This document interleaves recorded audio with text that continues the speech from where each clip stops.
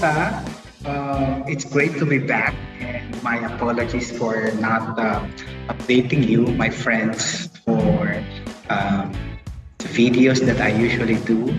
Typically, I upload on a weekly basis. However, I will explain in another video of what happened. Okay, anyway, let's go back to the teacher Fredo mode. Okay, so uh, we've been hearing a lot, no? Marami tayong mga naririnig sa balita. So, ako kasi gusto ko lang din i-break down yung mga terminologies, perhaps political terminologies na naririnig natin or even non-political, kahit ano pa yung naririnig natin. Gusto kong tulungan, i-break down lang natin. Again, this is not even an in-depth one, but at least try to break it down. You know, bilang teacher, ganun ang mga trabaho namin. You break it down so that mas maintindihan ng mga tao. No? So, madami tayong naririnig after election. So, my God, di ba napaka-emotionally charged ng election natin ngayon. Anyway, so, my title is President Who? Okay. Ako, admittedly, I have a different candidate. But however, sabi nga ng mga kandidato na hindi nagwagi or hindi pinala, that let's respect the voice of the majority. Okay? Siyempre, napaka-controversial pa rin. But nevertheless, let's talk about 2 or 3 terms na terms meaning hindi term ng Pangulo, mga salita na ginagamit ng news na baka medyo nakakalito ng konti. No? So, we will start with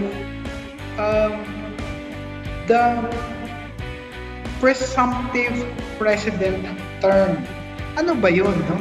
Ang presumptive president is someone, well, according to the official gazette, okay, according to the official gazette, which is an official website and a reliable website at that, is that the presumptive president has been made known to the public, although hindi naman siya bagong term, have been made known to the Filipino public since 2016. Bakit? Because ito yung mga ito yung mga elections na medyo matataas ang mga most popular or yung leading candidate.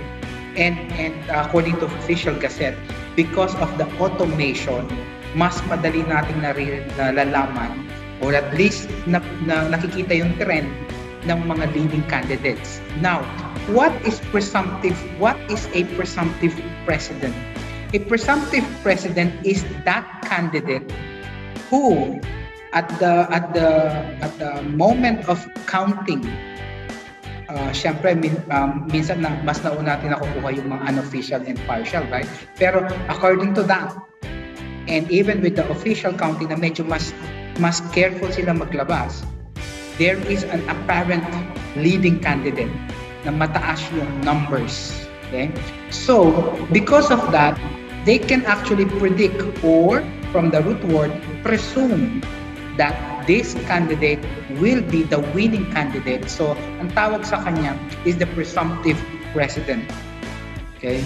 This term is used before the COMELEC for local or lower positions, or the Congress before they convene to the official counting, canvassing ang tawag nila doon, and the proclamation.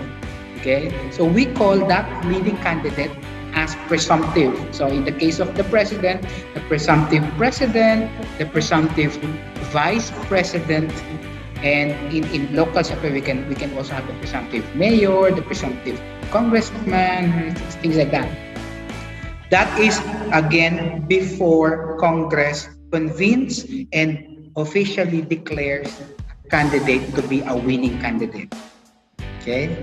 Now, yung after naman, ito na, Congress or COMELEC for lower positions. Congress, because we would like to talk about the president and the vice president. Congress, after convening to canvass the votes and check on the official results, and then declaring who the winner in the election is.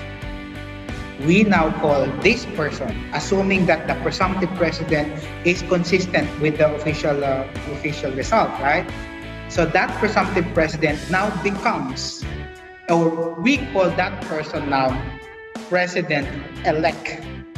Like as of this time that I'm doing this, no, ang tawag na natin sa nanalo is president-elect. Right? President-elect Marcos Jr., right? And then Vice President-elect Sara Duterte, right? In the case of Philippine politics, right? Of course. So yun ang tawag after it has been declared and anong tawag na sa proclaimed, that's the right term. After the Congress or COMELEC has proclaimed who the winning candidate is. Now, so mawawala yung word na presumptive, ibabagsak na yun kasi hindi na siya presumptive dahil official na, then they become president-elect. The question is, bakit president-elect pa? No? Di ba nanalo na siya? Na-proclaim siya. Proclaimed to be the winner. We use president-elect or we add an elect before a public official, an elected public official, because that person is not yet sitting. In the case of our topic, is not yet the sitting president, because at this moment we still have the duly elected president, right? Kasi 6 years ang kanyang termino, right? So this person is the president in waiting. Naghihintay na lang siya until June 30, right? So president-elect na lang muna ang tawag sa kanya. President-elect. Kasi nga, yes, official na, but he's not yet the sitting president or sitting vice president, sitting mayor, or sitting councilor or something, right? Okay. Now, after the inauguration, which usually happens on June 30, kasi June 30 at 12 noon, magiging officially president na siya. The word elect will be dropped now, and then it will be just simply president. Of course, there are honorifics before it, diba? Tatawagin na natin siya his or her excellency, diba? Ganun. So, yun. So, on June 30th, lunchtime onwards, for the next 6 years, in the case of Philippine politics, he will become the duly elected official. So, yun na yung differences. No? So, from the presidential candidate, syempre, tapos leading na siya, the lead must be significant para matawag natin presumptive. Kasi kung hindi naman significant o kaya masyadong konti, we cannot presume, di ba? Especially in elections, we cannot presume. However, because of this election that we had, even during the current president, di ba, medyo malalaki yung lead. So, we can actually presume. So, nagiging presumptive.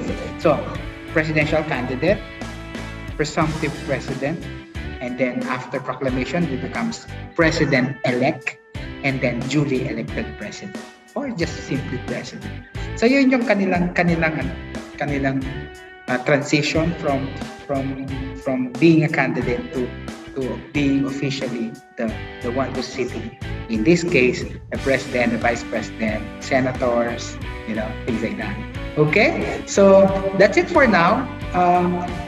Later, marami pa tayong mga vocabularies na gustong i-share ni Teacher Fredo sa inyo para maintindihan natin yung laman ng balita. No? Marami pa tayong pag-uusapan. So, stay tuned. Thank you very much. Maraming salamat. Terima kasih. Dakal kong salamat. Bye!